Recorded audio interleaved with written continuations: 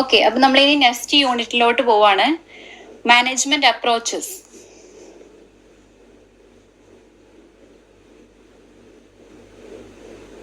ഇതിലെ first topic educational planning ആണ്. എന്താണ് educational planning? Then type of approaches in educational planning. അതിപ്പോൾ നമ്മൾ എഡ്യൂക്കേഷണൽ പ്ലാനിങ്ങിൽ നമ്മൾ അപ്ലൈ ചെയ്യുന്ന അപ്രോച്ചസ് ആവാം, അല്ലെങ്കിൽ എഡ്യൂക്കേഷണൽ പ്ലാനിങ് ഫോളോ ചെയ്യുന്ന കുറച്ച് അപ്രോച്ചസ്. ഓക്കെ, പിന്നെ അതെല്ലാം ഏതൊക്കെ അപ്രോച്ചസ് ആണ് നമ്മൾ എഡ്യൂക്കേഷണൽ പ്ലാനിങ്ങിൽ നമ്മൾ അപ്ലൈ ചെയ്യുന്നത് എന്നുള്ളതാണ് അടുത്തതായിട്ട് വരുന്നത്. മെയിനായിട്ട് ഇത്ര ഭാഗം നിങ്ങൾക്ക് ഈ ഒരു ചാപ്റ്ററിൽ പഠിക്കാനുള്ളൂ കേട്ടോ. ഈ ഒരു പേപ്പറിൽ തന്നെ ഏറ്റവും ചെറിയൊരു ചാപ്റ്റർ ആണിത്. ശരി, അപ്പൊ നമുക്ക് നോക്കാം. So first topic educational planning. ശരിക്കും ഒരു പ്ലാനിങ് എന്ന് വെച്ചാല് എന്തായിരിക്കും?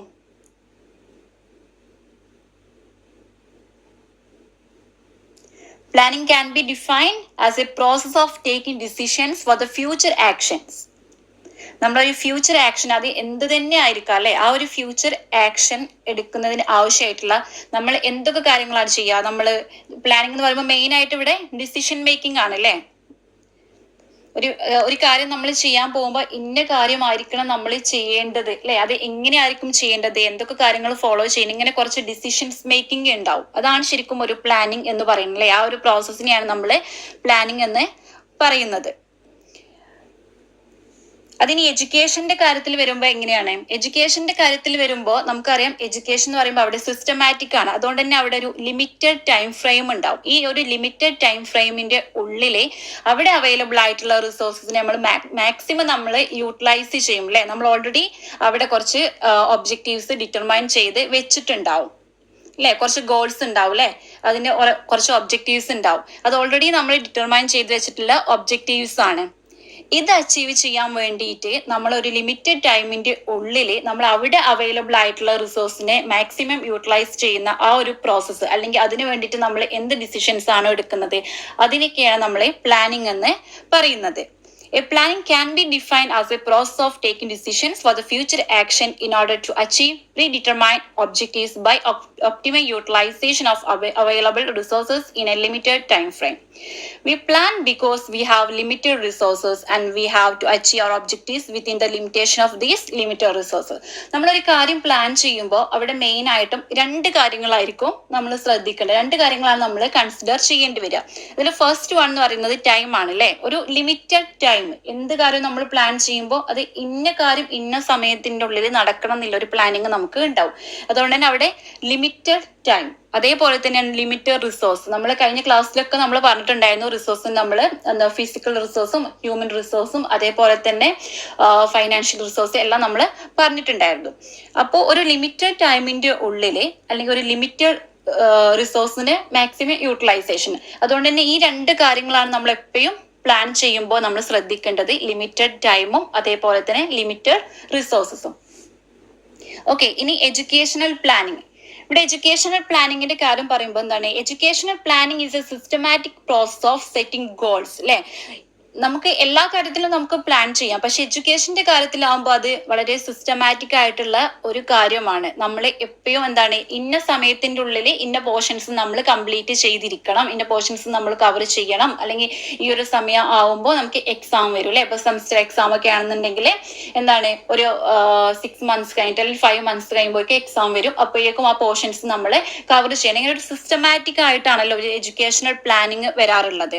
സോ ഇതെന്ന് പറയുമ്പോൾ ഒരു എഡ്യൂക്കേഷണൽ എന്താണ്, ഒരു systematic process of setting goals ആണ്. അതേപോലെ തന്നെ developing strategies and allocating resources to achieve desired educational outcome. ഇവിടെ എഡ്യൂക്കേഷണൽ ഔട്ട്കം എന്ന് ഉദ്ദേശം എന്താണ്? നമ്മൾ ഓൾറെഡി നമ്മൾ കുറച്ച് ഒബ്ജക്റ്റീവ്സ് നമ്മൾ അവിടെ സെറ്റ് ചെയ്ത് വെച്ചിട്ടുണ്ട്. അതിൽ നമുക്ക് ഉണ്ടാവുമല്ലോ, എന്താ പറയാ, ഇന്ന സമയത്തിൻ്റെ ഉള്ളിൽ ഇന്ന പോർഷൻ തീർക്കണം, അതേപോലെ തന്നെ സ്റ്റുഡൻസ് ഇത്ര അവർ സ്കോർ ചെയ്യണം, ഇതായിരിക്കണം അവരുടെ ഔട്ട്കം എന്ന് നമ്മൾ ഓൾറെഡി പ്ലാൻ ചെയ്ത് വെച്ചിട്ടുണ്ടാവുമല്ലോ.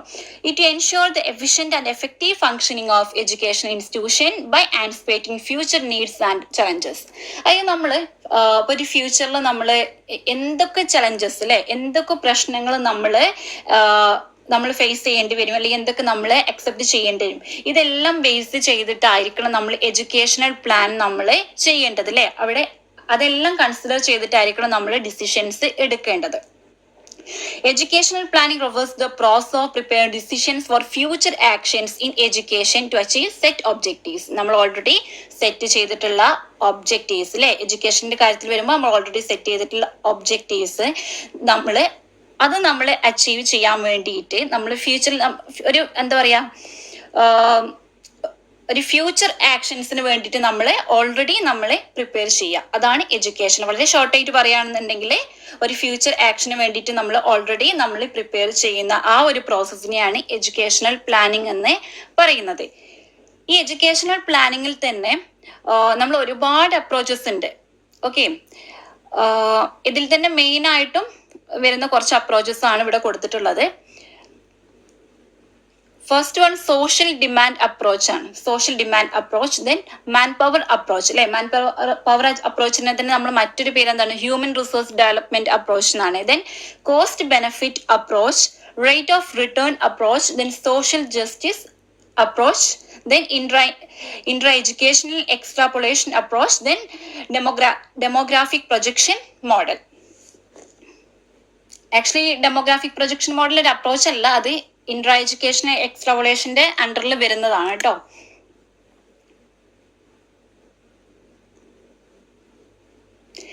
ആക്ച്വലി എന്തായിരിക്കും ഒരു സോഷ്യൽ ഡിമാൻഡ് അപ്രോച്ച് കൊണ്ട് ഉദ്ദേശിക്കണേ എഡ്യൂക്കേഷന്റെ കാര്യത്തില്?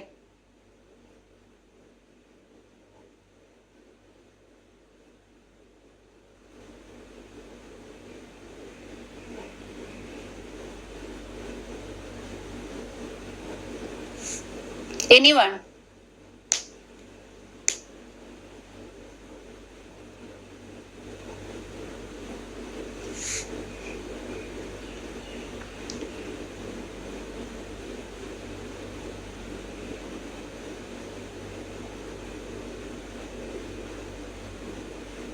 ഇവിടെ എന്തായിരിക്കും എഡ്യൂക്കേഷന്റെ കാര്യത്തിൽ വരുമ്പോൾ ഒരു സോഷ്യൽ ഡിമാൻഡ് എന്ന് പറയുന്നത്?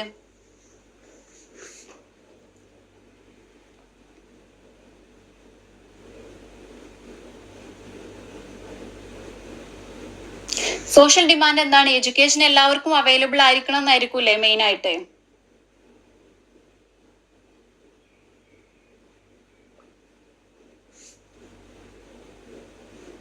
ഓക്കെ, അപ്പൊ ഇവിടെ സോഷ്യൽ ഡിമാൻഡ് അപ്രോച്ച് എന്നുകൊണ്ട് ഉദ്ദേശിക്കുന്നത് നമ്മൾ എഡ്യൂക്കേഷൻ എപ്പോഴും എന്താണ്, ഒരു കൺസ്യൂമർ ഗുഡ് ആയിട്ടാണ് അതിനെ കൺസിഡർ ചെയ്യുന്നത്. അതെന്തായിരിക്കണം, എല്ലാവർക്കും should be available to all students അല്ലെ. എല്ലാ സ്റ്റുഡൻസിനും അത് അവൈലബിൾ ആയിരിക്കണം. ഇവിടെ സ്റ്റുഡൻസ് അല്ലെ, ഓൾ സ്റ്റുഡൻസ് എന്നുകൊണ്ട് ഉദ്ദേശിക്കുന്നത് എന്താണ്, ഹു ഡിമാൻഡ് അഡ്മിഷൻ അല്ലെ.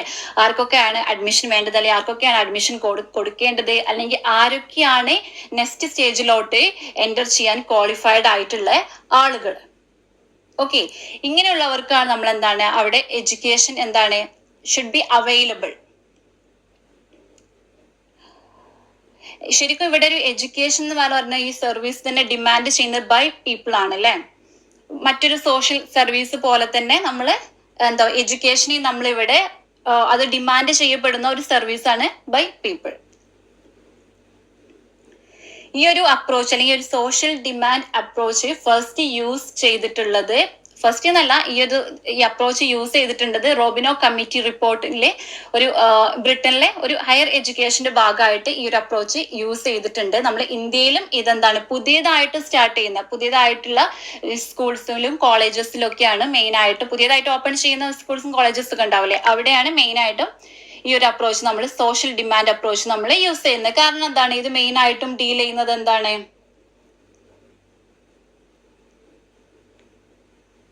എഡ്യൂക്കേഷൻ എന്താണ്, that should be available to all students എന്നാണ് അല്ലെ.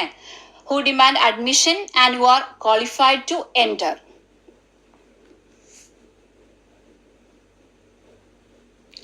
എടാ ഞാൻ സ്ക്രീൻ മാറ്റിയില്ലെങ്കിലേ ജസ്റ്റ് ഒന്ന് ഇൻഫോം ചെയ്യണം കേട്ടോ.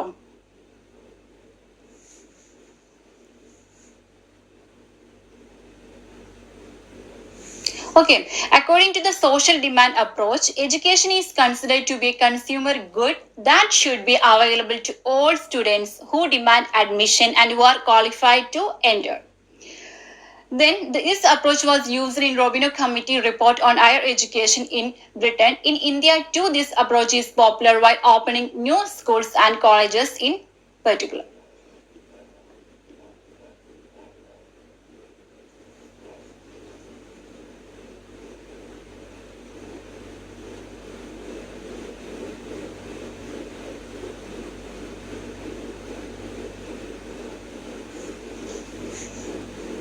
നിങ്ങൾക്ക് പറയുന്നത് ക്ലിയർ ആവുന്നുണ്ടോ?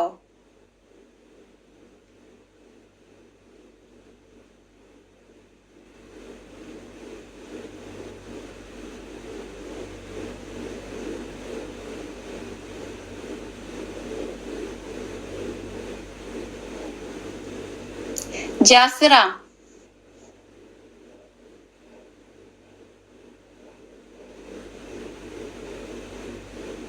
Yes, ma'am. Clear ആണോ? ഓക്കെ.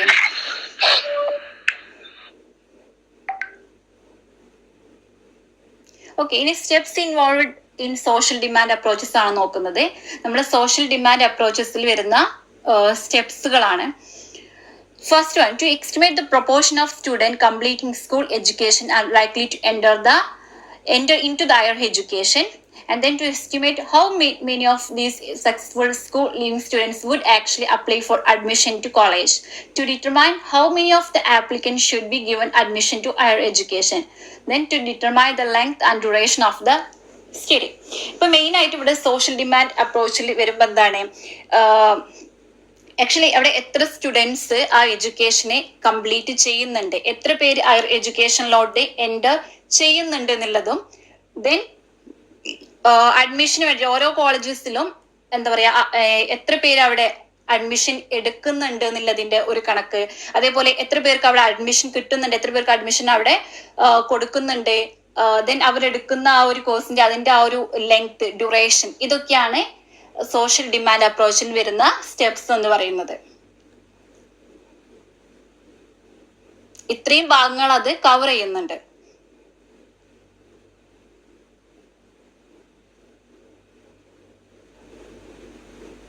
ഓക്കെ, അപ്പൊ ഒരു സോഷ്യൽ ഡിമാൻഡ് അപ്രോച്ചസിന്റെ ഒരു അഡ്വാൻറ്റേജ് എന്ന് പറയുന്നത് മെയിൻ ആയിട്ടും എന്തായിരിക്കും, provide the planners with approximate number of places where educational facilities has to be provided. അല്ലെ, എവിടെയാണ് എഡ്യൂക്കേഷണൽ ഫെസിലിറ്റീസ് പ്രൊവൈഡ് ചെയ്യേണ്ടത്, അത് ഏത് പ്ലേസിലാണ് വേണ്ടത് എന്നുള്ളതിനെ കുറിച്ചിട്ടുള്ള ഒരു കറക്റ്റ് അവർക്ക് ഒരു പ്ലാനിങ് അവർക്ക് ഉണ്ടായിരിക്കും. അതേപോലെ തന്നെ suitable political tools to meet the needs to satisfy the demand of general public. അല്ലെ, ജനറൽ പബ്ലിക്കിനെ അവരുടെ നീഡ്സ് സാറ്റിസ്ഫൈ ചെയ്യുന്ന രീതിയിലും ആയിരിക്കും. കാരണം ഇത് സോഷ്യൽ ഡിമാൻഡ് ആയതുകൊണ്ട് തന്നെ, അല്ലെങ്കിൽ ഒരു സോഷ്യൽ ഡിമാൻഡ് അപ്രോച്ച് ആയതുകൊണ്ട് തന്നെ ഇവിടെ എന്താണ്, ഒരു സ്യൂട്ടബിൾ ആയിട്ടുള്ള പൊളിറ്റിക്കൽ ടൂളും കൂടി ഇവിടെ മീറ്റ് ചെയ്യുന്നുണ്ട്. എന്നതിന്റെ ലിമിറ്റേഷൻസ് എടുക്കുകയാണെന്നുണ്ടെങ്കിലോ, ഒരു limitation of social demand approach എന്ന് പറയുമ്പോൾ എന്താണ്, this approach has no control over factors like price of education. അല്ലെ, ഒരു പ്രൈസ് ഓഫ് എഡ്യൂക്കേഷൻ കാര്യത്തിൽ ഇവിടെ എന്താണ്, യാതൊരു വക കൺട്രോളും ഇല്ല എന്നാണ് പറയുന്നത്.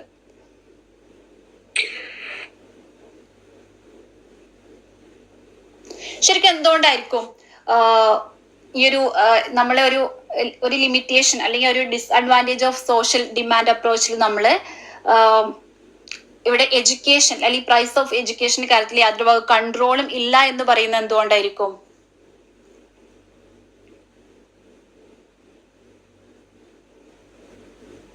ഇവിടെ മെയിൻ ആയിട്ടും എന്താണ്, സോഷ്യൽ ഡിമാൻഡ് അപ്രോച്ച് എന്ന് പറയുമ്പോൾ നമ്മള് ആ ഒരു എല്ലാവർക്കും എന്താ പറയാ എഡ്യൂക്കേഷൻ അവൈലബിൾ ആയിരിക്കണം, അതേപോലെ തന്നെ ക്വാളിഫൈഡ് ആയിട്ടുള്ള ആളുകൾക്ക് അവിടെ അഡ്മിഷൻ കിട്ടണം, ഇത്ര കാര്യം ഈ ഒരു കാര്യത്തിൽ മാത്രമാണ് അവിടെ ഫോക്കസ് കൊടുക്കുന്നത്. അല്ലാതെ പ്രൈസ് ഓഫ് എഡ്യൂക്കേഷൻ കാര്യത്തിൽ അവിടെ ഫോക്കസ് കൊടുക്കുന്നില്ല. അതുകൊണ്ട് തന്നെ എന്താണ്, this approach has no control over factors like price of education.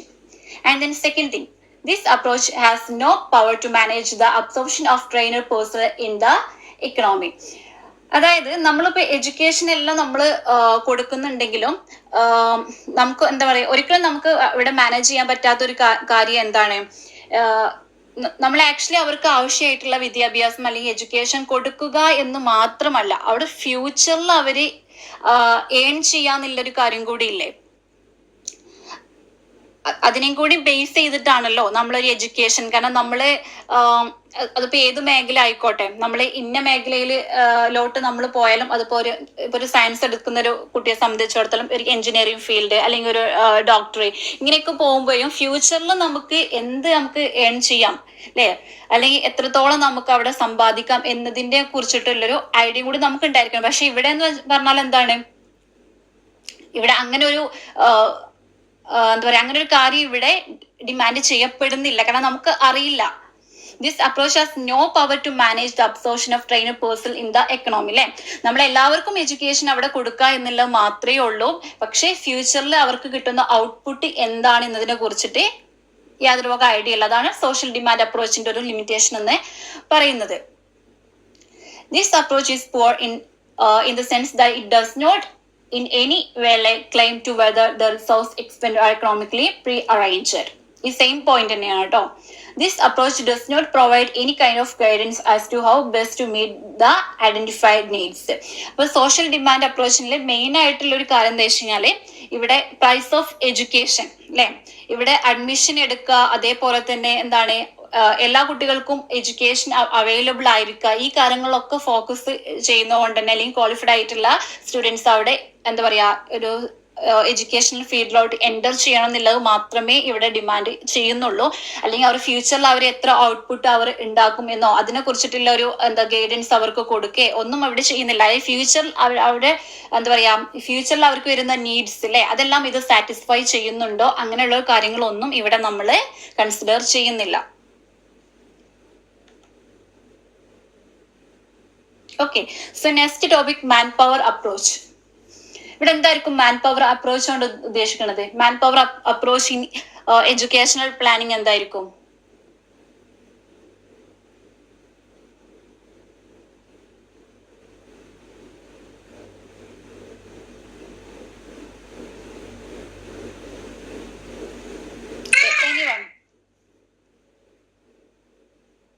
Social അപ്രോച്ചിന്റെ opposite ആണോ? അല്ലടാ, മാൻ പവർ അപ്രോച്ച് എന്ന് പറയുമ്പോൾ തന്നെ അതൊരു എന്താ പറയാ സോഷ്യൽ അപ്രോച്ചിന്റെ ഭാഗം തന്നെയല്ലേ. ഇവിടെ എഡ്യൂക്കേഷണൽ പ്ലാനിങ്ങില് നമ്മളൊരു മാൻ പവർ അപ്രോച്ച് നമ്മൾ അപ്ലൈ ചെയ്യുന്ന ഒരു മറ്റൊരു അപ്രോച്ചാണ് മാൻ പവർ അപ്രോച്ച്. അതുകൊണ്ട് ഇവിടെ എന്തായിരിക്കും ഉദ്ദേശിക്കുക മാൻ പവർ എന്ന് പറയുമ്പോൾ? നമ്മൾ മാൻ പവർ അപ്രോച്ചിനെ നമ്മൾ മറ്റൊരു നെയിം കൂടി പറഞ്ഞ എന്താണ്, ഹ്യൂമൻ റിസോഴ്സ് ഡെവലപ്മെന്റ് അപ്രോച്ച് എന്നും കൂടി.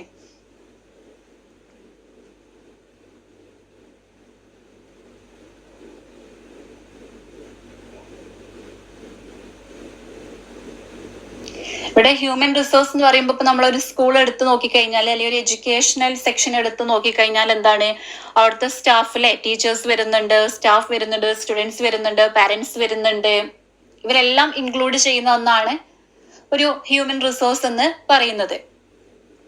അത് എഡ്യൂക്കേഷനിലോട്ട് നമ്മൾ അപ്ലൈ ചെയ്യുമ്പോൾ എങ്ങനെയായിരിക്കും വരുന്നത്? അതിൽ ഓരോ സെക്ഷനിലും അല്ലെ, ഓരോ സെക്ഷനിലോട്ടും നമ്മൾ ക്വാളിഫൈഡ് ആയിട്ടുള്ള, സ്കിൽഡ് ആയിട്ടുള്ള, അല്ലെങ്കിൽ അത്യാവശ്യം നോളജ് ഉള്ള ടീച്ചേഴ്സിനെ ആയിരിക്കുമല്ലോ നമ്മൾ അസൈൻ ചെയ്യുന്നത്.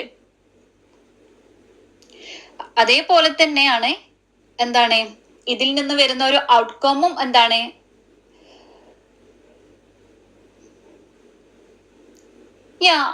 ഒരു സ്കിൽ ഡെവലപ്പ് ചെയ്യുന്ന രീതിയിലായിരിക്കണം ഇതിൽ നിന്ന് വരുന്ന ഒരു ഔട്ട്കം എന്നും പറയുന്നത്. Okay, it is also known as human resource development approach, which consider the fact that the social system require different kind of educated and trained people. അതായത് ഇപ്പൊ നമ്മള് കുറച്ച് ടീച്ചേഴ്സിനെ എടുക്കുകയാണെന്നുണ്ടെങ്കിൽ ചില ആളുകൾ എന്തായിരിക്കും, അവർ ഭയങ്കര സ്കിൽഡ് ആയിരിക്കും അല്ലെ, എന്നാൽ ചില ആളുകളായിരിക്കും അവര് നോളജ്. ഓക്കെ ഓക്കെ, ചില ടീച്ചേഴ്സ് എന്ന് പറയുമ്പോൾ എന്താണ് അവരുടെ സ്കിലിന്റെ കാര്യത്തിലായിരിക്കും, എന്നാൽ മറ്റു ചിലതെന്ന് പറയുമ്പോൾ അവരുടെ നോളജ് ആയിരിക്കും അല്ലെ. നമ്മൾ എന്താ പ്രാക്ടിക്കൽ നോളജ്, തിയററ്റിക്കൽ നോളജ് എന്നൊക്കെ പറയില്ലേ. ചില ആളുകൾക്ക് ഒരുപാട് നോളജ് ഉണ്ടാവായിരിക്കും, പക്ഷെ അത് അപ്ലൈ ചെയ്യാൻ ചിലപ്പോൾ ബുദ്ധിമുട്ടായിരിക്കും. അപ്പോൾ ഓരോ സെക്ഷൻസ് നമ്മൾ എന്താ പറയാ, ടോപ്പ് ആയിക്കോട്ടെ, മിഡിൽ ആയിക്കോട്ടെ, ലോവർ ആയിക്കോട്ടെ, ഇങ്ങനെ നമ്മൾ ഒരു സ്കൂൾ സിസ്റ്റം, നമ്മളിപ്പോ ഒരു LP സെക്ഷൻ, UP, ഹൈസ്കൂൾ, ഇതിലൊക്കെ നമ്മൾ എന്താണ് ഓരോന്നിനും ക്വാളിഫൈഡ് ആയിട്ടുള്ള അല്ലെങ്കിൽ സ്കിൽഡ് ആയിട്ടുള്ള അല്ലെ ആ ഒരു സിലബസ് അത് മാനേജ് ചെയ്യാൻ പറ്റിയ ടീച്ചേഴ്സ്, അങ്ങനെ നമ്മൾ ഓരോരുത്തർക്കും അവരുടേതായിട്ടുള്ള പൊസിഷൻസ് അനുസരിച്ച് അവരുടെ ക്വാളിഫിക്കേഷൻ അനുസരിച്ചല്ല നമ്മൾ അസൈൻ ചെയ്ത് കൊടുക്കുക. ഓക്കെ, അതുകൊണ്ട് തന്നെ ഒരു സോഷ്യൽ സിസ്റ്റം എന്താണ്, അതിന് ഡിഫറെന്റ് കൈൻഡ് ഓഫ് എഡ്യൂക്കേറ്റഡ് അല്ലെങ്കിൽ ട്രെയിനർ പീപ്പിൾസിന് ആവശ്യം ആണ്. അതിപ്പോ നമ്മൾ ഒരു ഔട്ട്കം എടുക്കുകയാണെന്നുണ്ടെങ്കിൽ തന്നെ നമുക്കിവിടെ എഞ്ചിനീയേഴ്സിന് ആവശ്യമല്ലേ, നമുക്കിവിടെ ഡോക്ടേഴ്സിന്റെ ആവശ്യമല്ലേ, നഴ്സുമാരെ നമുക്ക് ആവശ്യമല്ലേ. ഇങ്ങനെ ഏതൊരു മേഖല എടുക്കുകയാണെന്നുണ്ടെങ്കിലും അതിന് സ്യൂട്ടബിൾ ആയിട്ടുള്ള ആളുകളെ നമുക്ക് ഇവിടെ ആവശ്യമാണ്. ഓക്കെ, അപ്പൊ അതിനനുസരിച്ചായിരിക്കണം നമ്മൾ എഡ്യൂക്കേഷനിൽ നമ്മൾ ഒരു മാൻ പവർ അപ്രോച്ച് നമ്മൾ യൂസ് ചെയ്യേണ്ടത്. അതിനനുസരിച്ചായിരിക്കണം നമ്മൾ എഡ്യൂക്കേഷൻ നമ്മൾ പ്ലാൻ ചെയ്യേണ്ടത്. Then education system should be designed such as a way that it fulfill the country's manpower requirement. It should produce as many categories such as doctors, engineers. ഇപ്പൊ ഇവിടെ നമ്മൾ for example ഇപ്പൊ നമ്മളൊരു science subject എടുക്കുന്ന ഒരു കുട്ടിയെ സംബന്ധിച്ചിടത്തോളം ആണെന്നുണ്ടെങ്കിൽ, അല്ലെങ്കിൽ അത് പഠിക്കുന്ന ഒരു കുട്ടിയെ സംബന്ധിച്ചിടത്തോളം നമുക്ക് എന്താണ് അവിടെ ഒരു ലാബ് അവിടെ അത്യാവശ്യമല്ലേ അല്ലെ. ഇപ്പൊ ഒരു സയൻസ് ഒന്നും ഇപ്പൊ biology, then chemistry, physics, zoology, ഇതിനൊക്കെ ഡിഫറെന്റ് സെക്ഷൻസ് ആയിട്ടുള്ള ലാബുകൾ ഉണ്ടല്ലോ. അപ്പൊ ഇതൊക്കെ എന്താണ് അവിടെ അവൈലബിൾ ആയിരിക്കേണ്ട കാര്യങ്ങളാണ്. അപ്പൊ ഇതിനെല്ലാം ബേസ് ചെയ്തിട്ട്, കാരണം നമുക്ക് ഫ്യൂച്ചറിൽ അവർ ഡോക്ടേഴ്സ് ആവാനുള്ളതാണ്, അവർ ഫ്യൂച്ചറിൽ എഞ്ചിനീയേഴ്സ് ആവാനുള്ളതാണ്. അപ്പൊ അതിനനുസരിച്ചിട്ടുള്ള ഒരു എന്താ പറയാ റിക്വയർമെന്റ് അല്ലെ, ഒരു മാൻ പവർ റിക്വയർമെന്റ് നമുക്ക് അവിടെ അത്യാവശ്യമാണ്.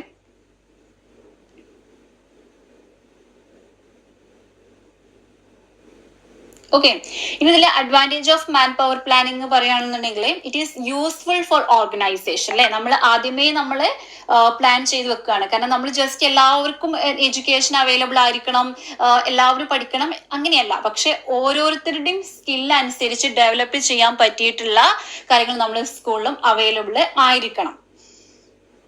ഓക്കെ, അപ്പൊ ഇത് ഈ ഒരു എഡ്യൂക്കേഷണൽ പ്ലാനിങ്ങിൽ നമ്മൾ ഒരു മാൻ പവർ അപ്രോച്ച് യൂസ് ചെയ്യുകയാണെന്നുണ്ടെങ്കിൽ എന്താണ്, അത് നമ്മുടെ ഓർഗനൈസേഷനും നല്ല യൂസ്ഫുൾ ആയിരിക്കും.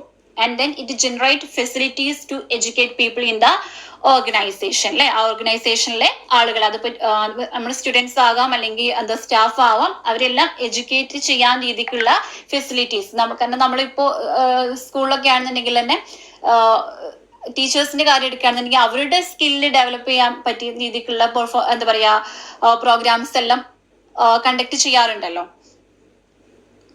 Okay, it provides smooth working even after expansion of the organization. It opens possibility for workers for future promotions and providing incentives.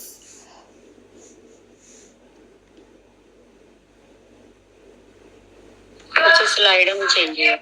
Okay, sorry.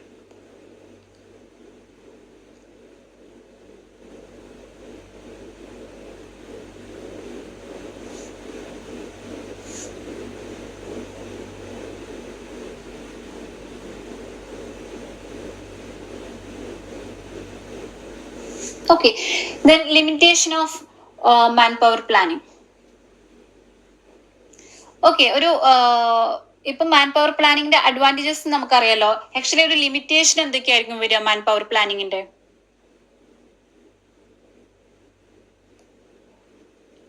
ഇവിടെ മെയിൻ ആയിട്ട് നമ്മൾ മാൻ പവർ പ്ലാനിങ് എന്ന് പറയുമ്പോൾ എഡ്യൂക്കേഷനിൽ എങ്ങനെയാണ് നമ്മൾ ഫ്യൂച്ചറിൽ അവരെന്തൊക്കെ, ഇപ്പൊ സ്റ്റുഡൻസിന്റെ കാര്യമാണെന്നുണ്ടെങ്കിൽ അവർ ഡിഫറെന്റ് ഫീൽഡിലോട്ട് പോകും. ആ ഡിഫറെന്റ് ഫീൽഡിലോട്ടും പോകുന്ന രീതിക്ക് എന്താ പറയുക, അതിനെ ഡെവലപ്പ് ചെയ്യുന്ന അല്ലെങ്കിൽ ആ സ്കില്ല് ഡെവലപ്പ് ചെയ്യുന്ന രീതിയിലുള്ള ഒരു എഡ്യൂക്കേഷൻ സിസ്റ്റം കൂടി ആയിരിക്കണം നമ്മൾ ഫോളോ ചെയ്യേണ്ടത്. ഇതൊക്കെയാണ് നമ്മൾ മെയിൻ ആയിട്ടും എഡ്യൂക്കേഷണൽ പ്ലാനിങ്ങിൽ നമ്മൾ കൊണ്ടുവരുന്ന ഒരു മാൻ പവർ അപ്രോച്ച് എന്ന് പറയുന്നത്. അപ്പൊ ഇവിടെ ഒരു ലിമിറ്റേഷൻ എന്തായിരിക്കും ഒരു മാൻ പവർ പ്ലാനിങ്ങിന്റെ?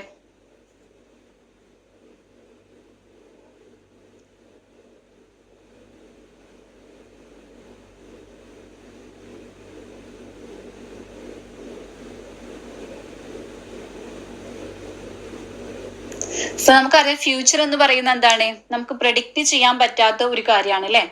അതുകൊണ്ട് അവിടെ ഒരുപാട് എക്സ്റ്റേണൽ ഫാക്ടേഴ്സ് ഉണ്ടാവും, ലൈക്ക് ടെക്നോളജിക്കൽ ആയിക്കോട്ടെ, അല്ലെങ്കിൽ പൊളിറ്റിക്കൽ ബേസ് ചെയ്ത് അല്ലെങ്കിൽ കൾച്ചറൽ ബേസ് ഒക്കെ ഒരുപാട് എക്സ്റ്റേണൽ ഡിഫറെന്റ് ഫാക്ടേഴ്സ് അവിടെ ഉണ്ടാവും. അപ്പൊ ഇതിനെല്ലാം ബേസ് ചെയ്തിട്ടായിരിക്കും അവരുടെ ഒരു എന്താ പറയാ ആ ഒരു എംപ്ലോയ്മെന്റ് ഓപ്പർച്യൂണിറ്റീസും കൂടി വരുന്നത് അല്ലെ. അവിടെ എംപ്ലോയ്മെന്റ് ഓപ്പർച്യൂണിറ്റീസിന്റെ പൊളിറ്റിക്കൽ ആയിട്ടുള്ള കാര്യങ്ങൾ, കൾച്ചർ ആയിട്ടുള്ളത്, ടെക്നോളജിക്കൽ പരമായിട്ടുള്ള കാര്യങ്ങളൊക്കെ ഡിപ്പെൻഡ് ചെയ്തിരിക്കും. ഫോർ എക്സാമ്പിൾ, ഇപ്പൊ നമ്മള് ഇപ്പൊ ഓരോ സ്റ്റുഡൻസിനെയും നമ്മൾ എന്താണ് അവരുടെ സ്കില്ലിനനുസരിച്ച് നമ്മൾ മുന്നോട്ട് കൊണ്ടുപോകാണെന്നുണ്ടെങ്കിൽ പോലും ഇപ്പൊ നമ്മളൊരു ജോബ് നോക്കുന്ന സമയം, ഓക്കെ, ഒരു എക്സാമ്പിൾ എടുക്കുകയാണെന്നുണ്ടെങ്കിൽ നമ്മളിപ്പോ ജോബ് നോക്കുന്ന ഒരു സമയത്താണെന്നുണ്ടെങ്കിലും നമുക്ക് സ്കില്ലും കാര്യങ്ങളൊക്കെ ഉണ്ടെങ്കിലും ചില സമയങ്ങളിൽ എന്താണ് ആ ഒരു ഓപ്പർച്യൂണിറ്റി അല്ലെ, അല്ലെങ്കിൽ ആ ഒരു ജോബ് വാക്കൻസി നമുക്ക് കിട്ടണമെന്നുണ്ടെങ്കിൽ അവിടെ എന്താണ് അവിടെ ഒരു പൊളിറ്റിക്കൽ ഹാൻഡും കൂടി ഉണ്ടാവൂലേ, അവിടെ പൊളിറ്റിക്സും കൂടി play ചെയ്യുന്നുണ്ടാവൂലേ.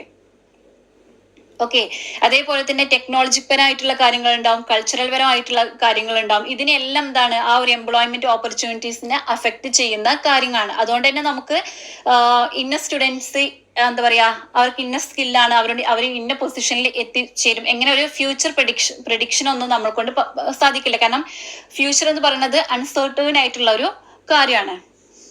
So the future is uncertain. There are several external factors like technological, political, cultural, etc.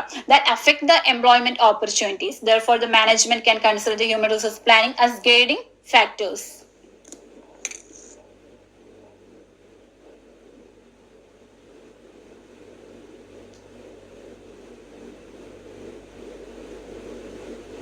Okay, അതേപോലെ തന്നെ ഈ ഒരു മാൻ പവർ പ്ലാനിംഗ് എന്ന് പറയുമ്പോൾ ആക്ച്വലി ഇത് ഭയങ്കര എക്സ്പെൻസീവ് ആയിട്ടുള്ള ഒരു പ്രോസസ്സും കൂടിയല്ലേ. ഇവിടെ നമ്മൾ എല്ലാം കൺസിഡർ ചെയ്യണം. ഇപ്പൊ സ്റ്റുഡൻസിനെ സംബന്ധിച്ചിടത്ത് നമ്മളിപ്പോ എന്താണ് അവർക്ക് ആവശ്യമുള്ള സ്കില്ല് ഡെവലപ്പ് ചെയ്യുന്നതിന് ആവശ്യമായിട്ടുള്ള ആക്ടിവിറ്റീസ്, ഇപ്പൊ ഒരു സയൻസ് ഒരു എന്താ പറയാ സയൻസ് സബ്ജക്ട് എടുത്ത ഒരു കുട്ടിയെ സംബന്ധിച്ചിടത്താണെന്നുണ്ടെങ്കിൽ അതിന്റെ ആ ഒരു ഡെവലപ്മെന്റിന് വേണ്ടിയിട്ട് നമ്മള് ലാബും കാര്യങ്ങളും സെറ്റ് ചെയ്യുന്നത്, അത്യാവശ്യമായിട്ടുള്ള അവൈലബിൾ ആയിട്ടുള്ള റിസോഴ്സ് യൂസ് ചെയ്യുമ്പോഴുള്ള ലിമിറ്റേഷൻസ്, ഇങ്ങനെ ഒരുപാട് കാര്യങ്ങൾ അതിൽ വരുമല്ലോ. ഓക്കെ, ഇപ്പൊ ടീച്ചേഴ്സിന്റെ കാര്യം എടുത്ത് നോക്കുകയാണെന്നുണ്ടെങ്കിൽ നമ്മളിപ്പോ ലൈക്ക് ഇപ്പൊ ഏതൊരു സബ്ജക്റ്റ് ആണെങ്കിലും അത് പഠിപ്പിക്കാൻ ആവശ്യമായിട്ടുള്ള വെൽ ക്വാളിഫൈഡ് ആയിട്ടുള്ള ടീച്ചേഴ്സിന് ആവശ്യമാണ്. അപ്പൊ വെൽ ക്വാളിഫൈഡ് ആയിട്ടുള്ള ടീച്ചേഴ്സ് എന്ന് പറയുമ്പോൾ എന്താണ് അവിടെ അവർക്ക് സാലറിയും അവിടെ ഇൻക്രീസ് ചെയ്യണം. അതുകൊണ്ട് തന്നെ ഈ ഒരു മാൻ പവർ പ്ലാനിങ് എന്ന് പറയുന്നത് ആക്ച്വലി ഒരു ഓവറോൾ ഒരു എക്സ്പെൻസീവ് പ്രോസസ്സും കൂടി ആണ്. സോ ഇതൊക്കെയാണ് മാൻ പവർ പ്ലാനിങ്ങിന്റെ ഒരു ലിമിറ്റേഷൻസ് ആയിട്ട് വരുന്ന കാര്യങ്ങൾ.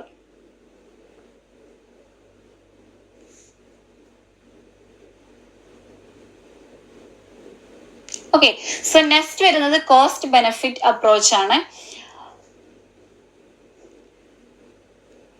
This approach provides a method to calculate future benefit in accordance to the cost that need to be made in the present. ഇവിടെ ഒരു കോസ്റ്റ് ബെനിഫിറ്റ് അപ്രോച്ച് എന്ന് പറയുമ്പോൾ നമുക്കൊരു കൃത്യമായിട്ടുള്ള ഒരു കാൽക്കുലേഷൻ ഉണ്ടാവില്ലേ. അതായത് നമ്മള് എത്ര, അതിപ്പോ എഡ്യൂക്കേഷൻ എന്നല്ല, അല്ലാതെ ഇപ്പൊ ഒരു ബിസിനസിന്റെ കാര്യമാണെന്നുണ്ടെങ്കിലും ഇപ്പൊ എത്ര സ്പെൻഡ് ചെയ്താലാണ് നമുക്ക് ഫ്യൂച്ചറിൽ നമുക്ക് എന്താ പറയാ മാക്സിമം പ്രോഫിറ്റ് ഉണ്ടാക്കാൻ പറ്റുക എന്നതിനെ കുറിച്ചിട്ട് ഒരു കാൽക്കുലേഷൻ, ഒരു ഐഡിയ നമുക്ക് ഉണ്ടായിരിക്കൂലേ. ശരിക്കും അതാണ് ആ രീതിക്കുള്ള ഒരു അപ്രോച്ചാണ് ഒരു കോസ്റ്റ് ബെനിഫിറ്റ് അപ്രോച്ച് എന്ന് പറയുന്നത്. All forms of investment involve a sacrifice of present consumption in order to secure future benefit in the form of higher level of output or income. അല്ലെ, നമ്മൾ ഇപ്പോ ഇനി വേറെ രീതിക്ക് പറയുകയാണെന്നുണ്ടെങ്കിൽ നമുക്കറിയാം, നമ്മൾ ഇപ്പൊ എന്തെങ്കിലും ഒരു കാര്യം നമ്മൾ സാക്രിഫൈസ് ചെയ്താൽ അല്ലെങ്കിൽ ഹാർഡ് വർക്ക് ചെയ്താൽ മാത്രമേ നമുക്ക് എന്താണ് ഫ്യൂച്ചറിൽ എന്തെങ്കിലുമൊക്കെ ആവാൻ പറ്റുള്ളൂ എന്ന് പറയില്ലേ. അതേപോലെയാണ് ഈ ഒരു കോസ്റ്റ് ബെനിഫിറ്റ് അപ്രോച്ച് എഡ്യൂക്കേഷൻ പ്ലാനിങ്ങിൽ നമ്മൾ കൊടുക്കുന്നത്. കാരണം നമുക്ക് മാക്സിമം അവിടെ ഔട്ട്കം അല്ലെങ്കിൽ മാക്സിമം ഔട്ട്പുട്ട് കിട്ടണം എന്നുണ്ടെങ്കിൽ നമ്മൾ എന്താണ് അല്ലെങ്കിൽ ഇത്ര എമൗണ്ട് നമ്മൾ ഈ ഒരു പ്രസന്റ് മൊമെന്റിൽ നമ്മൾ സ്പെൻഡ് ചെയ്യണം എന്നൊരു കാൽക്കുലേഷന് ഉണ്ടായിരിക്കണം. അതാണ് ഒരു കോസ്റ്റ് ബെനിഫിറ്റ് അപ്രോച്ച് എന്ന് പറയുന്നത്. ഓക്കെ, ഇപ്പൊ നമ്മള് എഡ്യൂക്കേഷൻ പ്ലാനിങ്ങിൽ വരുന്ന 3 ടൈപ്സ് ഓഫ് അപ്രോച്ചസ് ആണ് നമ്മൾ പറഞ്ഞിട്ടുള്ളത്. ഒന്ന് സോഷ്യൽ ഡിമാൻഡ് അപ്രോച്ച് ആണ്, and then man power approach ആണ്, ദെൻ കോസ്റ്റ് ബെനിഫിറ്റ് അപ്രോച്ച് ആണ് അല്ലെ. ഇവിടെ ഇപ്പോൾ സോഷ്യൽ ഡിമാൻഡ് അപ്രോച്ച് എന്ന് പറയുമ്പോൾ എന്താണ് മെയിൻ ആയിട്ടും ഏതൊക്കെ സ്റ്റുഡൻസ് അല്ലെ, ഏതൊക്കെ കുട്ടികൾക്ക് നമ്മൾ അഡ്മിഷൻ കൊടുക്കണം, ആരൊക്കെയാണ് അതിന് ക്വാളിഫൈ ആയിട്ടുള്ളത്, ഇങ്ങനെയുള്ള കാര്യങ്ങളൊക്കെ ഫോളോ ചെയ്യുന്നതാണ് ഒരു സോഷ്യൽ ഡിമാൻഡ് അപ്രോച്ചിൽ മെയിൻ ആയിട്ടും വരുന്നത്. And then man power approach. ഇവിടെ മാൻ പവർ അപ്രോച്ചിന്റെ കാര്യം എടുക്കുകയാണെന്നുണ്ടെങ്കിലും എന്താണ് അല്ലെ, ഏതൊക്കെ സ്റ്റാഫിനെ നമ്മൾ അവിടെ ഏതൊക്കെ ക്ലാസ് റൂമിലോട്ട് നമ്മൾ അസൈൻ ചെയ്യണം, എന്തൊക്കെ എന്താ പറയാ ഫിസിക്കൽ റിസോഴ്സ് നമ്മൾ അവിടെ അവൈലബിൾ ആയിരിക്കണം, ഇതെല്ലാം നമ്മുടെ ഒരു മാൻ പവർ അപ്രോച്ചിന്റെ കാര്യത്തിൽ വരുന്ന കാര്യങ്ങളാണ്. ഇനി കോസ്റ്റ് ബെനിഫിറ്റ് അപ്രോച്ച് എടുക്കുകയാണെന്നുണ്ടെങ്കിലോ, ഇപ്പൊ നമ്മൾ എത്ര എമൗണ്ട് നമ്മൾ സ്പെൻഡ് ചെയ്യണം, നമുക്ക് ഫ്യൂച്ചറിൽ ഒരു എന്താ പറയുക മാക്സിമം ഒരു പ്രോഫിറ്റ് അല്ലെങ്കിൽ ഒരു മാക്സിമം ഒരു ഔട്ട്കം അല്ലെങ്കിൽ ഔട്ട്ഫിറ്റ് ഒരു ഔട്ട്പുട്ട് നമുക്ക് കിട്ടാൻ വേണ്ടിയിട്ട് നമ്മൾ എന്ത് കാര്യം നമ്മൾ ഇപ്പൊ ഈ ഒരു പ്രസന്റ് മൊമെന്റിൽ നമ്മൾ അല്ലെങ്കിൽ കറന്റിൽ നമ്മൾ എന്ത് ചെയ്യണം എന്നുള്ളതൊക്കെയാണ് കോസ്റ്റ് ബെനിഫിറ്റ് അപ്രോച്ചിൽ മെയിൻ ആയിട്ടും വരുന്നത്. ഓക്കെ, സോ നമ്മുടെ ഈ ഒരു കോസ്റ്റ് ബെനിഫിറ്റ് അപ്രോച്ചിന്റെ ഒരു അഡ്വാൻറ്റേജ് പറയുകയാണെന്നുണ്ടെങ്കിൽ നമുക്ക് കൃത്യമായിട്ടൊരു എന്താ പറയാ ഒരു ക്ലാരിറ്റി നമുക്ക് ഉണ്ടാക്കിയെടുക്കാൻ പറ്റും അല്ലെ. കാരണം ആക്ച്വലി നമുക്ക് എന്താ പറയാ ഈ ഒരു മൊമെന്റിൽ ഇത്ര സ്പെൻഡ് ചെയ്ത് കഴിഞ്ഞാൽ ഫ്യൂച്ചറിൽ നമുക്ക് ഇത്ര ഏൺ ചെയ്യാം എന്നതിനെ കുറിച്ച് ശരിക്കും അത് പ്രെഡിക്റ്റ് ചെയ്യാൻ ബുദ്ധിമുട്ടാണെങ്കിൽ പോലും നമുക്ക് അവിടെ ഒരു കാൽക്കുലേഷൻ വെച്ച് കഴിഞ്ഞാൽ നമുക്ക് എന്താണ് ആ ഒരു അൺപ്രഡിക്റ്റബിൾ ആയിട്ടുള്ള സിറ്റുവേഷനെ നമുക്ക് കുറച്ചുകൂടെ ക്ലാരിറ്റി നമുക്ക് കിട്ടും. അതേപോലെ തന്നെ കുറച്ച് കോംപ്ലെക്സ് ആയിട്ടുള്ള ഡിസിഷൻസ് ഒക്കെ ഇത് സിംപ്ലിഫൈ ചെയ്യാനും നമുക്ക് ഈ ഒരു അപ്രോച്ച് നമ്മളെ ഹെൽപ്പ് ചെയ്യും. ഓക്കെ, അതേപോലെ തന്നെ ഈ കോസ്റ്റ് ബെനിഫിറ്റ് അപ്രോച്ച് എന്ന് പറയുന്നത് എല്ലാ പ്രൊജക്റ്റിനും ഇത് സ്യൂട്ടബിൾ ആണ്. അത് സ്മോൾ ആയിക്കോട്ടെ ബിഗ് ആയിക്കോട്ടെ ഏത് അപ്രോച്ചസിനാണെന്നുണ്ടെങ്കിലും ഇത് നമുക്ക് ഈ കോസ്റ്റ് ബെനിഫിറ്റ് അപ്രോച്ച് നമുക്ക് യൂസ് ചെയ്യാം അല്ലെ. അതൊക്കെ എഡ്യൂക്കേഷന്റെ കാര്യത്തിലല്ല, ഒരു ബിസിനസിന്റെ കാര്യത്തിലല്ല, നമ്മൾ ഡെയിലി ചെയ്യുന്ന കാര്യങ്ങളാണെങ്കിൽ പോലും അല്ലെ, നമ്മുടെ ഒരു ഹാർഡ് വർക്ക് ചെയ്യുന്ന കാര്യത്തിലാണെന്നുണ്ടെങ്കിൽ പോലും നമുക്ക് ഈ ഒരു അപ്രോച്ച് നമുക്ക് യൂസ് ചെയ്യാവുന്നതേ ഉള്ളൂ.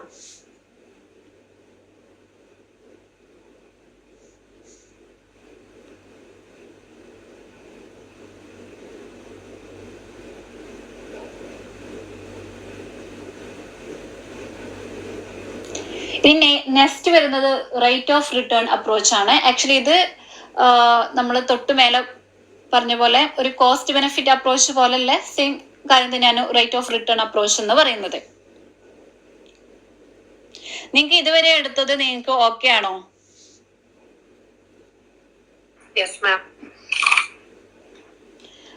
ഓക്കെ, ശരി.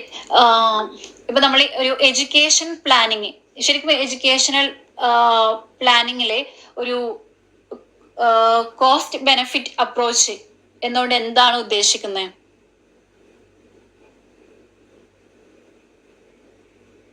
ക്ലാസ് എടുക്കല്ലേ, ക്വസ്റ്റ്യൻ ചോദിക്കാന്നേ. എന്തായിരിക്കും എഡ്യൂക്കേഷണൽ പ്ലാനിങ്ങിൽ ഒരു കോസ്റ്റ് ബെനിഫിറ്റ് അപ്രോച്ച് എന്ന് പറയുന്നത്?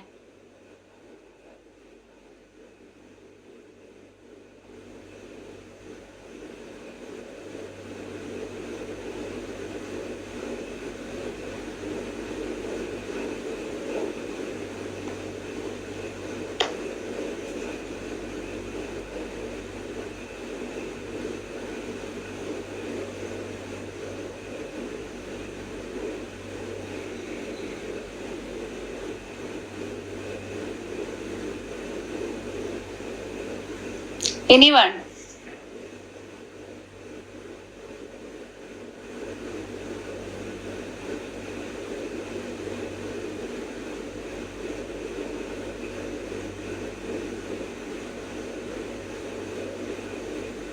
പ്രസന്റില് നമ്മൾ സ്പെൻഡ് ചെയ്യുന്ന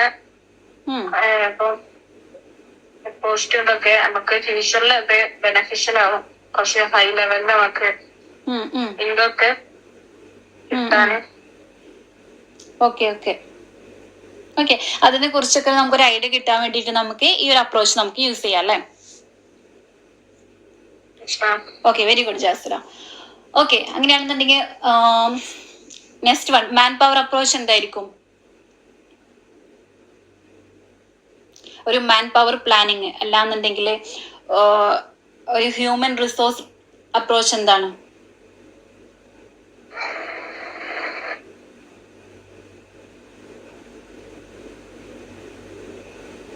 ഇപ്പൊ ടീച്ചേഴ്സിന്റെ ഓക്കെ, വെരി ഗുഡ്, പറഞ്ഞു. അവരുടെ സ്കില്ല് ഒക്കെ നോക്കിയിട്ട് അവര് തെരഞ്ഞെടുക്കണ ടീച്ചേഴ്സ് ആയിക്കോട്ടെ സ്റ്റാഫ് എല്ലാം അവരൊക്കെ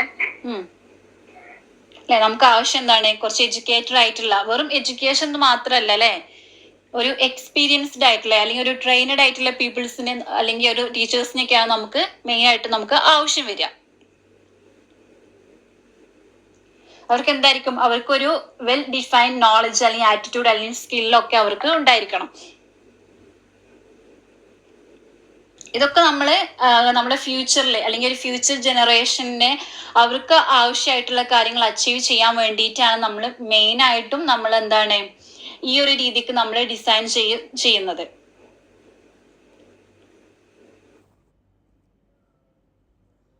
ഓക്കെ, അല്ലെങ്കിൽ സോഷ്യൽ ഡിമാൻഡ് അപ്രോച്ച് എന്തായിരിക്കും?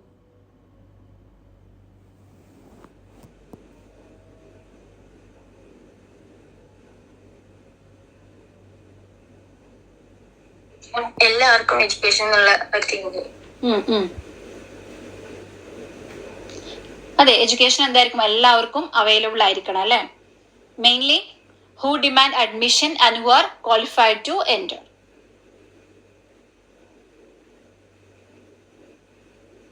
Okay, good. ഇത് ആക്ച്വലി ഒരു ചെറിയ ചാപ്റ്റർ ആണ്, പക്ഷെ കുറച്ച് പറയാ കൺഫ്യൂസിങ് ആയിട്ടുള്ള ഒന്നുകൂടെയാണ്. അപ്പൊ നിങ്ങൾ തന്നെ ആൻസർ ചെയ്യുമ്പോൾ കുറച്ചുകൂടെ നിങ്ങൾക്കും ഈസി ആയിരിക്കും. ഓക്കെ, സോ നെക്സ്റ്റ് അപ്രോച്ച് വരുന്നത് റേറ്റ് ഓഫ് റിട്ടേൺ അപ്രോച്ച് ആണ്. ഈ റേറ്റ് ഓഫ് റിട്ടേൺ അപ്രോച്ച് എന്ന് പറയുന്നത് നമ്മൾ ഓൾറെഡി പറഞ്ഞു കോസ്റ്റ് ബെനിഫിറ്റ് അപ്രോച്ചിനെ പോലുള്ള ഒരു സെയിം കാര്യം ഫോളോ ചെയ്യുന്ന ഒരു അപ്രോച്ച് ആണത്. The term for any investment of capital can be interpreted as benefit resulting from percentage of profit gained as well as efficiency in achieving the set of objectives. ഇവിടെ the rate of return approach ആ ഒരു term കൊണ്ട് ഉദ്ദേശിക്കുന്നത് എന്താണെന്ന് വെച്ച് കഴിഞ്ഞാല് benefit അല്ലെങ്കിൽ അതന്നെ ബെനഫിറ്റ് റിസൾട്ടിങ് ഫ്രം അല്ലെ, നമ്മൾ എന്ത് കാര്യമാണ് ചെയ്യുന്നത് അതിൽ നിന്നും കിട്ടുന്ന ആ ഒരു ബെനഫിറ്റ്, അതല്ലാന്നുണ്ടെങ്കിൽ നമ്മൾ ഗെയിൻ ചെയ്യുന്ന ആ ഒരു പ്രോഫിറ്റ്. ഓക്കെ, അല്ലാന്നുണ്ടെങ്കിൽ നമ്മൾ കുറച്ച് ഒബ്ജക്റ്റീവ്സ് സെറ്റ് ചെയ്ത് വെച്ചിട്ടുണ്ടല്ലോ, അത് അച്ചീവ് ചെയ്യുന്ന ആ ഒരു എഫിഷ്യൻസി, ഇതൊക്കെയാണ് റേറ്റ് ഓഫ് റിട്ടേൺ അപ്രോച്ചില് അതുകൊണ്ട് ഉദ്ദേശിക്കുന്നത് ഇതൊക്കെയാണ് കേട്ടോ. This approach is named as cost benefit analysis approach. Actually ഈ ഒരു റേറ്റ് ഓഫ് റിട്ടേൺ അപ്രോച്ചിന് അതിന് നമ്മൾ 3 തരത്തിൽ നമ്മൾ പറയുന്നുണ്ട്. Rate of return approach and cost effectiveness approach and then cost benefit approach അല്ലെ. ഇങ്ങനെ 3 നെയിമിൽ അറിയപ്പെടുന്നുണ്ട് റേറ്റ് ഓഫ് റിട്ടേൺ അപ്രോച്ച്. ഈ ഒരു എന്താ പറയുക, ഈ ഒരു അപ്രോച്ചിൽ മെയിൻ ആയിട്ടും എന്താണ് എഡ്യൂക്കേഷനെ ഒരു ഇൻവെസ്റ്റ്മെന്റ് ആയിട്ടാണ് കാണുന്നത്. This approach treat education as an investment in human capital and uses rate of return. നമ്മൾ ആ കോസ്റ്റ് ബെനിഫിറ്റ് പറഞ്ഞ അതേപോലെ തന്നെയാണ്. കാരണം ഇവിടെ മെയിൻ ആയിട്ട് നമ്മളൊരു കാര്യം ഇൻവെസ്റ്റ് ചെയ്ത് കഴിഞ്ഞാൽ അതിന്റെ ആ ഒരു റിട്ടേൺ എന്തായിരിക്കും അല്ലെ, നമുക്ക് മാക്സിമം പ്രോഫിറ്റ് ഉണ്ടാക്കാൻ പറ്റുമോ എന്നൊക്കെ ഇവാലുവേറ്റ് ചെയ്യുന്ന ഒരു അപ്രോച്ചും കൂടിയാണ് റേറ്റ് ഓഫ് റിട്ടേൺ അപ്രോച്ച് എന്ന് പറയുന്നത്. It's difficult to apply this approach to education due to problems associated with measuring rate of return in education because the rate of return depend upon their intelligence, motivation and social economic status. ഇവിടെ എഡ്യൂക്കേഷന്റെ കാര്യത്തിൽ നമ്മൾ പറയുകയാണെന്നുണ്ടെങ്കിൽ ഈ rate of return approach പറയുകയാണെന്നുണ്ടെങ്കിൽ ഒരു പ്രശ്നം എന്താ വെച്ച് കഴിഞ്ഞാൽ ഇത് ആക്ച്വലി എഡ്യൂക്കേഷനിൽ നമുക്ക് അപ്ലൈ ചെയ്യാൻ കുറച്ചൊരു ബുദ്ധിമുട്ട് ഉണ്ട്. ഇവിടെ നമ്മൾ ഒരു ഡിഫിക്കൽറ്റി ഉണ്ടെന്ന് പറയാൻ കാരണം ഇപ്പൊ എല്ലാ സ്റ്റുഡൻസിനും നമ്മൾ ഒരേ പോർഷൻസ് തന്നെ ആയിരിക്കും പഠിപ്പിക്കുന്നത് അല്ലെ, ഒരു സബ്ജക്റ്റിനെ ആയിരിക്കും പഠിപ്പിക്കുന്നത്. ഇപ്പൊ ഒരു BA ഇംഗ്ലീഷ് പഠിക്കുന്ന ഒരു സ്റ്റുഡന്റിനെ സംബന്ധിച്ചിടത്തോളം എന്താണ്, അല്ലെങ്കിൽ ആ ഒരു ക്ലാസ് റൂമിൽ വരുന്ന കുട്ടികൾ എല്ലാവരും സെയിം കാര്യം തന്നെയാണ് പഠിക്കുന്നത്. പക്ഷെ എല്ലാവരും എന്താ പറയാ അവര് സ്കോർ ചെയ്യുന്നത് അല്ലെങ്കിൽ അത് സെയിം ആയിരിക്കണം എന്നില്ല. അല്ലെങ്കിൽ ആ ഒരു ഫ്യൂച്ചറിൽ ഒരു ജോബിന് വേണ്ടിയിട്ട് അപ്ലൈ ചെയ്യുമ്പോൾ എല്ലാവർക്കും എന്താ പറയാ ഫസ്റ്റ് അറ്റംപ്റ്റിൽ തന്നെ ജോബ് കിട്ടിക്കോണം എന്നില്ല. അതിന്റെയൊക്കെ ഒരു മെയിൻ ആയിട്ടുള്ള ഒരു റീസൺ എന്താന്ന് വെച്ച് കഴിഞ്ഞാല് എല്ലാവരുടെയും എന്താ പറയാ ടാലന്റ് ഡിഫറെന്റ് ആണ് അല്ലെ. അവരുടെ ഒരു ഇന്റലിജൻസിന്റെ കാര്യം എടുത്ത് നോക്കട്ടെ, അല്ലെങ്കിൽ അവർക്ക് കിട്ടുന്ന മോട്ടിവേഷൻ ഒക്കെ മെയിൻ ആയിട്ട് എന്താണ്, ഓരോ സ്റ്റുഡൻസിന് അവരെ വീട്ടിൽ നിന്ന് കിട്ടുന്നതായിരിക്കോട്ടെ, അവരുടെ ബാക്ക്ഗ്രൗണ്ടിനൊക്കെ അത് ഡിപ്പെൻഡ് ചെയ്തിരിക്കും അല്ലെ, ഫാമിലി ബാക്ക്ഗ്രൗണ്ടിനൊക്കെ ഡിപ്പെൻഡ് ചെയ്തിരിക്കും. അതേപോലെ തന്നെയാണ് സോഷ്യോ എക്കണോമിക് സ്റ്റാറ്റസ് എന്ന് പറയുന്നത്. ഇപ്പൊ നമ്മൾ പൊളിറ്റിക്കൽ പവർ യൂസ് ചെയ്തിട്ട് നമ്മള് എന്താ പറയാ ഒരു ജോബിലോട്ട് പോകുന്നത് ഉണ്ടാവാം. അതേപോലെ തന്നെ അല്ലെ, അല്ലെങ്കിൽ പൊളിറ്റിക്കൽ നമ്മുടെ ഒരു എക്കണോമിക്കൽ സ്റ്റാറ്റസ് അല്ലെ, നമ്മുടെ ഒരു എക്കണോമിക്കൽ ഫാമിലിന്റെ ഒരു എക്കണോമിക്കൽ സ്റ്റാറ്റസ് വെച്ചിട്ട് നമ്മള് ജോബ് എന്താ പറയാ അല്ലെങ്കിൽ ഇപ്പൊ ഒരു ഇന്റർവ്യൂ ഒക്കെ അറ്റൻഡ് ചെയ്യുന്ന ടൈമിലാണെന്നുണ്ടെങ്കിലും നമുക്കറിയാം ഒരു പൊളിറ്റിക്കൽ പവർ അവിടെ അധികം ഉണ്ടാവാറുണ്ടല്ലേ. ഒരു മാനേജ്മെന്റിന്റെ ഭാഗത്ത് നിന്നിട്ട് ഓൾറെഡി അവർ ഇന്റർവ്യൂ സെറ്റ് ചെയ്യും, പക്ഷെ എങ്കിൽ പോലും അവർ ഓൾറെഡി അതിന് മുന്നേ അവർ തീരുമാനിച്ചിട്ടുണ്ടാവും ഇന്ന ആളുകൾക്കാണ് ജോബ് കൊടുക്കുക എന്നുള്ളതൊക്കെ അല്ലെ. അങ്ങനെ ഒരു പൊളിറ്റിക്കൽ ഒരു അല്ലെങ്കിൽ നമുക്ക് വേണമെന്നുണ്ടെങ്കിൽ അതൊരു സോഷ്യോ എക്കണോമിക് സ്റ്റാറ്റസിനെ ബേസ് ചെയ്തിട്ടെന്ന് പറയാം. ഇനി അതല്ല എന്നുണ്ടെങ്കിൽ നമ്മുടെ സ്കില്ല് കൊണ്ട് നമ്മൾ ആ ഇന്റർവ്യൂ ട്രാക്ക് ചെയ്യുന്നതും വരാം. അതൊക്കെയാണ് നമ്മുടെ ഇന്റലിജൻസ് എന്ന് പറയുന്നത്. അതുകൊണ്ട് തന്നെ നമുക്ക് ഒരിക്കലും ഒരു എഡ്യൂക്കേഷണൽ ഫീൽഡിലോട്ട് നമുക്കൊരു ഈ ഒരു റേറ്റ് ഓഫ് റിട്ടേൺ അപ്രോച്ച് നമ്മൾ അപ്ലൈ ചെയ്തു എന്ന് വിചാരിച്ചിട്ട് അത് നമ്മുടെ കൃത്യമായിട്ടുള്ള ഒരു കാൽക്കുലേഷനിൽ പോകണം എന്ന് ഇല്ല. കാരണം എല്ലാവരും ഡിഫറെന്റ് ആണ്, അവരുടെ സ്കില്ല് ഡിഫറെന്റ് ആണ്, അവര് ആ ഒരു നോളജ് നമ്മൾ അപ്ലൈ ചെയ്യുന്ന ആ ഒരു എന്താ പറയാ വേ ഓഫ് അപ്ലൈങ് ഡിഫറെന്റ് ആണ്, അവരുടെ ഇന്റലിജൻസ് ഡിഫറെന്റ് ആണ്, ഒരു കാര്യത്തെ അവര് അപ്രോച്ച് ചെയ്യുന്ന രീതികളെല്ലാം ഡിഫറെന്റ് ആണ്. അതുകൊണ്ട് ഒരു ക്ലാസ് റൂമിൽ പഠിച്ച എല്ലാ കുട്ടികളും ഒരേപോലെ തന്നെ ആയിരിക്കാം ഫ്യൂച്ചറിൽ എന്ന് നമുക്ക് പറയാൻ പറ്റില്ല.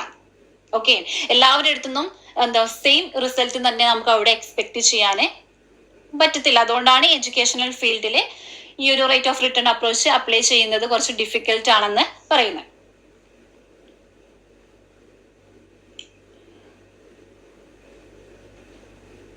ഓക്കെ, ഇതിന്റെ ഒരു അഡ്വാൻറ്റേജ് പറയുകയാണെന്നുണ്ടെങ്കിൽ actually rate of return approach വളരെ സിമ്പിൾ ആണ്. അതേപോലെ തന്നെ എന്താണ് ഈസി ടു അണ്ടർസ്റ്റാൻഡ് ആണ്, ഈസി ആയിട്ട് നമുക്ക് അപ്ലൈ ചെയ്യാനും പറ്റും. ഒരു അക്കൗണ്ടിങ് ഡാറ്റ വെച്ചിട്ട് നമുക്കത് കാൽക്കുലേറ്റ് ചെയ്യാനും പറ്റും. ഫോർ എക്സാമ്പിൾ ഇപ്പോ നമ്മളിപ്പോ പഠിച്ചിറങ്ങി കഴിഞ്ഞാൽ ഒരു എന്താ പറയുക ഒരു എക്സ്പീരിയൻസ്ഡ് ആയിട്ടുള്ള ആളും അല്ലെങ്കിൽ ഒരു ഫ്രഷറും തമ്മിൽ അവർ ഏൺ ചെയ്യുന്ന ഒരു ക്യാഷ് എത്രത്തോളം ഉണ്ട്, അല്ലെങ്കിൽ അവരുടെ ഒരു സാലറി പാക്കേജ് എങ്ങനെ ആയിരിക്കും എന്നതിനെ കുറിച്ചിട്ടൊക്കെ നമുക്കൊരു ഐഡിയ ഉണ്ടാവില്ല. ഒരു മെഷർമെന്റ് നമുക്ക് അവിടെ കിട്ടൂലേ. അല്ലെങ്കിൽ ഇന്ന വ്യക്തി ഒരു 25-ാമത്തെ വയസ്സിൽ ആള് ജോലിക്ക് കയറുമ്പോൾ അയാളുടെ സാലറി എത്രയായിരിക്കും, അല്ലെങ്കിൽ ഒരു 30-ാമത്തെ വയസ്സാവുമ്പോൾ ആ എക്സ്പീരിയൻസ് ബേസ് ചെയ്തിട്ട് എത്രത്തോളം സാലറി അവർക്ക് കൂടും. ഇങ്ങനെയൊക്കെ ഒരു കാൽക്കുലേഷനും കാര്യങ്ങളൊക്കെ നമുക്ക് ഉണ്ടാവുമല്ലോ. ഇതും എന്താ പറയാ ഒരു അഡ്വാൻറ്റേജ് ആണ് ഒരു റേറ്റ് ഓഫ് റിട്ടേൺ അപ്രോച്ച് നമ്മൾ എഡ്യൂക്കേഷൻ പ്ലാനിങ്ങിൽ നമ്മൾ യൂസ് ചെയ്യുമ്പോൾ. ഇപ്പോൾ ഒരു ടീച്ചിങ് ഫീൽഡിൽ നിൽക്കുന്ന ആളെ സംബന്ധിച്ചിടത്തോളം ആണെന്നുണ്ടെങ്കിൽ ഒരു സ്റ്റാർട്ടിങ് സാലറി അവർക്കൊരു എന്താ പറയാ ഒരു 20K വരും, അല്ലെങ്കിൽ ഇത്ര വർഷം കഴിയുമ്പോൾ അത് 25K ആയിരിക്കാം, 30K ആയിരിക്കാം. ഇങ്ങനെ നമ്മളൊരു കാൽക്കുലേഷൻ ഉണ്ടാവുമല്ലോ. അപ്പൊ നമ്മൾ ഇത്ര ക്യാഷ് ഒക്കെ നമ്മൾ പഠിക്കാൻ വേണ്ടിയിട്ട് അല്ലെങ്കിൽ എഡ്യൂക്കേഷന് വേണ്ടിയിട്ട് നമ്മൾ സ്പെൻഡ് ചെയ്താലും ഫ്യൂച്ചറിൽ നമുക്ക് ഇന്ന ഏജിൽ ഇത്ര എമൗണ്ട് ക്യാഷ് നമുക്ക് കിട്ടും, അല്ലെങ്കിൽ ഇത്ര സാലറി പാക്കേജ് നമുക്ക് ഉണ്ടാവും എന്ന രീതിക്കുള്ള ഒരു കാൽക്കുലേഷനും കാര്യങ്ങളൊക്കെ ഇവിടെ പോസിബിൾ ആണ്. അത് വേണമെന്നുണ്ടെങ്കിൽ നമുക്കൊരു അഡ്വാൻറ്റേജ് ആയിട്ട് നമുക്ക് എടുക്കാവുന്നേ ഉള്ളൂ. പക്ഷെ എല്ലാവർക്കും അത് സെയിം ആയിക്കോണം എന്നില്ല, അതാണ് ഒരു ഡിസ്അഡ്വാൻറ്റേജ് ആയിട്ട് വരുന്നത്. അപ്പൊ നമുക്ക് വേണമെന്നുണ്ടെങ്കിൽ ഇതൊരു നോ മെഷർ ഓഫ് റിട്ടേൺ എന്ന് നമുക്ക് പറയാം. And it does not consider the time value of മണി.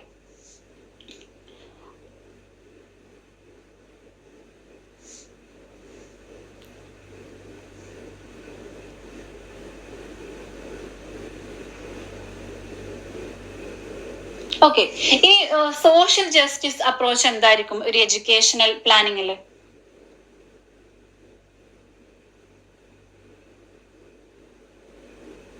ഇവിടെ സോഷ്യൽ ജസ്റ്റിസ് അപ്രോച്ച് എന്ന് പറയുമ്പോൾ അത് മെയിൻ ആയിട്ട് എന്താണ് ഒരു സോഷ്യൽ പ്ലാനിങ് ആണ്, അല്ലെങ്കിൽ ഒരു പ്ലാനിങ് ഫോർ സോഷ്യൽ ഡെവലപ്മെന്റ് ആണ്.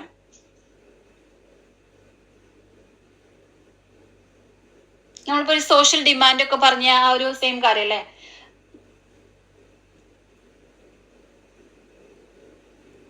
എല്ലാ സ്റ്റുഡൻസിനും അല്ലെങ്കിൽ എല്ലാ ആളുകൾക്കും എന്താണ് അവിടെ ഈക്വൽ ആയിട്ടുള്ള ഓപ്പർച്യൂണിറ്റീസ് നമ്മൾ അവിടെ പ്രൊവൈഡ് ചെയ്യണം. ഈക്വൽ ആയിട്ടുള്ള ഓപ്പർച്യൂണിറ്റീസ് ഫെസിലിറ്റീസ് എല്ലാം നമ്മൾ അവിടെ പ്രൊവൈഡ് ചെയ്യണം. അപ്പോഴാണല്ലോ അവിടെ ഒരു സോഷ്യൽ ജസ്റ്റിസ് ഉണ്ടാവുന്നത്.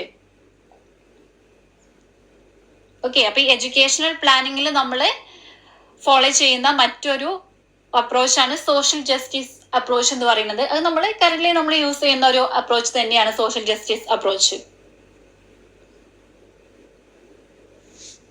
ഓക്കെ, അപ്പൊ നമ്മള് ഒരു എന്താ പറയാ ഒരു സോഷ്യൽ ഡെവലപ്മെന്റിന്റെ ഒരു ഗോൾ നമ്മൾ അച്ചീവ് ചെയ്യണം എന്നുണ്ടെങ്കിൽ, അല്ലെങ്കിൽ നമ്മൾ അങ്ങനെ ഒരു ഒബ്ജക്റ്റീവ് നമ്മൾ വെച്ച് കഴിഞ്ഞാൽ ആദ്യം നമ്മൾ അച്ചീവ് ചെയ്യേണ്ട എന്താണ് സോഷ്യൽ ജസ്റ്റിസ് ആണ് നമ്മൾ ആദ്യം അച്ചീവ് ചെയ്യേണ്ടത്. കാരണം അവിടെ സോഷ്യൽ ജസ്റ്റിസ് അച്ചീവ് ചെയ്തെങ്കിൽ മാത്രമേ നമുക്ക് അവിടെ സോഷ്യൽ ഡെവലപ്മെന്റും ഉണ്ടാവുകയുള്ളൂ. Okay, so social justice approach കൊണ്ട് ഇവിടെ ഉദ്ദേശിക്കുന്നത് എന്താണ്? This approach is also known as social planning or planning four social development. Social justice means providing facilities and equal opportunities for development to all the people of a country. To achieve the goal of social development, social justice has to be achieved first. നിങ്ങൾക്ക് ഇത്ര clear ആണോ?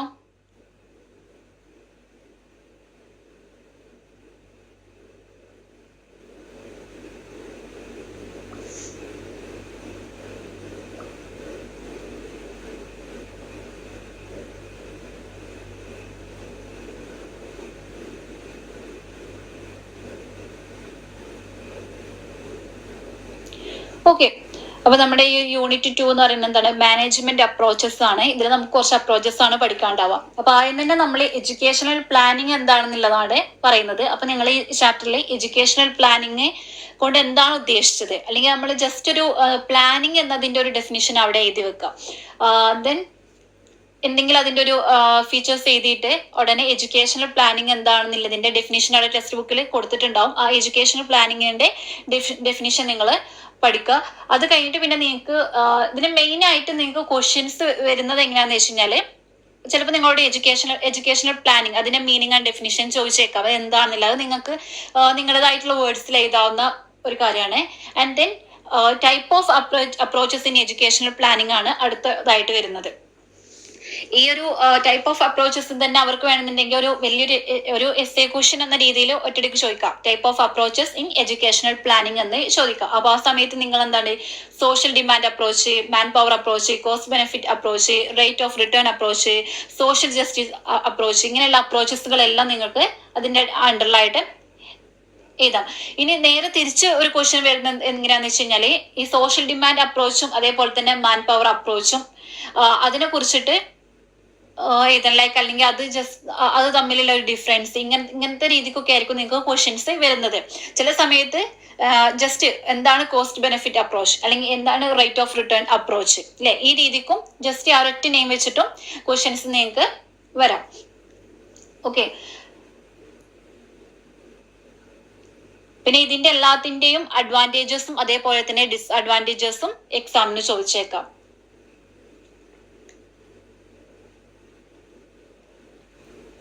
ഇതിൽ നിങ്ങൾക്ക് clear ആകാത്ത ഏതെങ്കിലും ഭാഗം ഉണ്ടോ?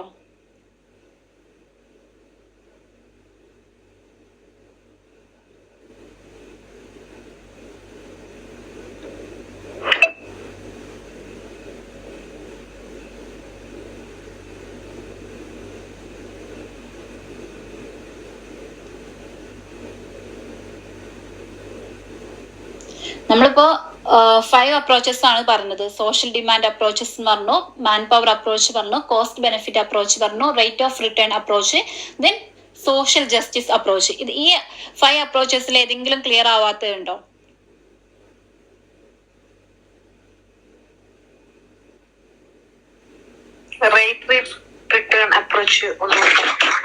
ഓക്കേടാ.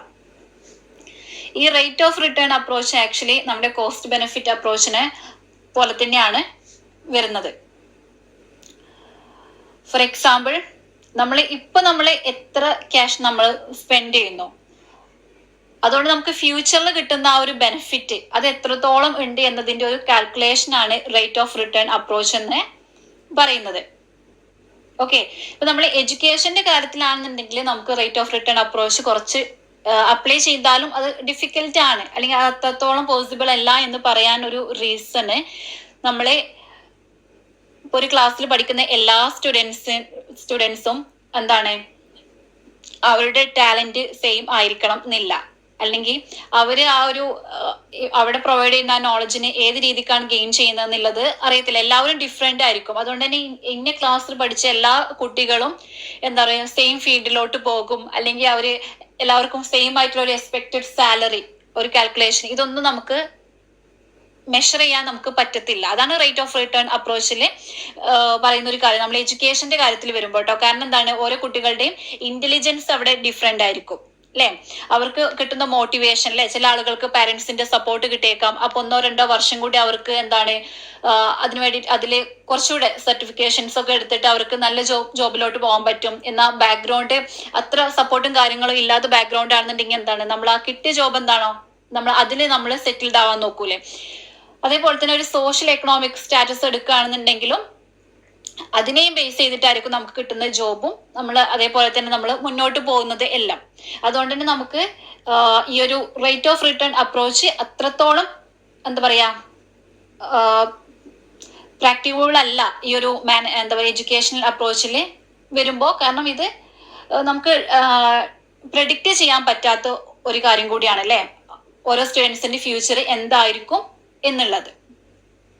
ഓക്കെ, പക്ഷെ നമുക്ക് റേറ്റ് ഓഫ് റിട്ടേൺ അപ്രോച്ച് നമുക്ക് ജസ്റ്റ് ഒരു നോർമൽ ആയിട്ട് പറയുകയാണെന്നുണ്ടെങ്കിൽ എന്താണ്, നമ്മൾ ഇത്ര പ്രോഫിറ്റ് നമ്മൾ ഗെയിൻ ചെയ്യുന്നതിനെ കുറിച്ചിട്ടില്ല നമുക്കുണ്ടാവുന്ന ഒരു ഐഡിയ.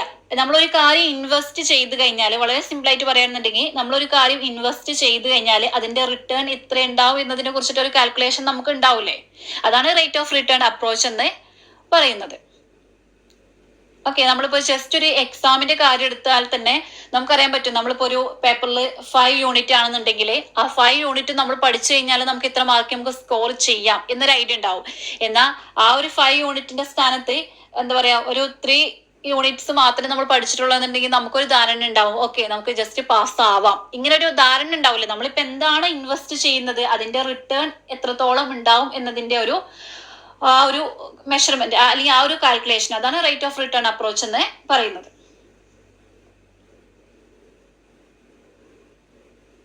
ഓക്കെ, പിന്നെ നമ്മൾ ഒരു പോയിന്റ് റേറ്റ് ഓഫ് റിട്ടേൺ അപ്രോച്ചിന് നമ്മൾ 3 രീതിയിൽ പറയാറുണ്ട്. നമ്മളത് കോസ്റ്റ് ബെനിഫിറ്റ് അപ്രോച്ച് എന്ന് വിളിക്കാറുണ്ട്, അതേപോലെ തന്നെ റേറ്റ് ഓഫ് റിട്ടേൺ അപ്രോച്ച് എന്ന് പറയാറുണ്ട്, ദെൻ കോസ്റ്റ് എഫക്റ്റീവ്നെസ് അപ്രോച്ച് എന്ന് നമ്മൾ പറയാറുണ്ട്.